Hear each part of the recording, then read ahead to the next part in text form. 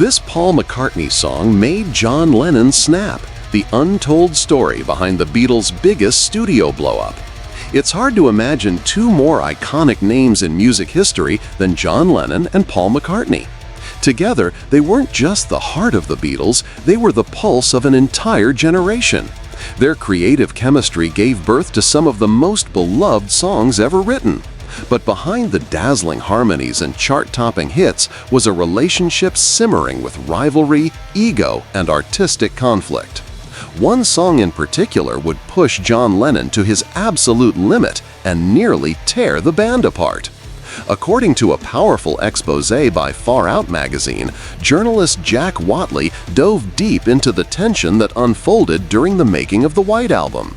By this point, the Lennon-McCartney partnership had already started to fray.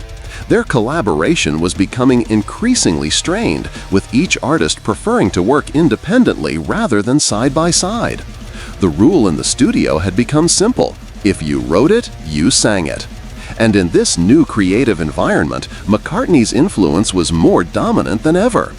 After the release of Sgt. Pepper's Lonely Hearts Club Band, an album widely regarded as a psychedelic masterpiece, McCartney seemed to take the reins.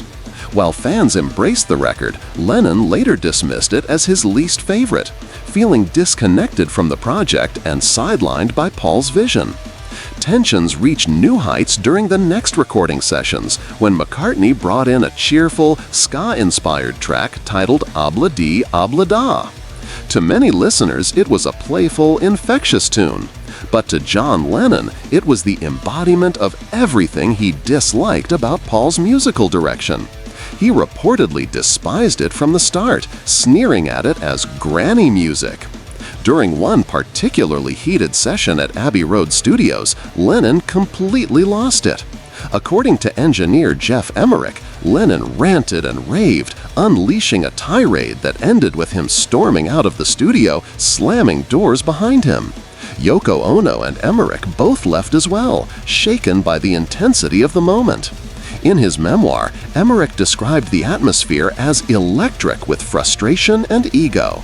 And in The Art of the Music of John Lennon, Peter Doggett reveals that this wasn't just a musical disagreement, it was a symbolic fracture in their partnership. For McCartney, that confrontation marked a turning point. The fact that we were breaking up was stressful enough, he would later reflect. That argument over one light-hearted song exposed deep fault lines within the band. Yet, despite the growing divide, the Beatles still managed to create brilliance. The White Album went on to sell over 14 million copies, becoming one of the most influential records in rock history. Ironically, the very track that caused Lennon's meltdown, Obla Dee Obla Da, has since become a fan favorite and a staple of Beatles pop culture. So, what was it about this simple song that made Lennon snap? Was it just musical taste, or a cry of rebellion against McCartney's growing dominance? One thing is certain, behind the genius of the Beatles was a battle of wills, and the studio was their battlefield.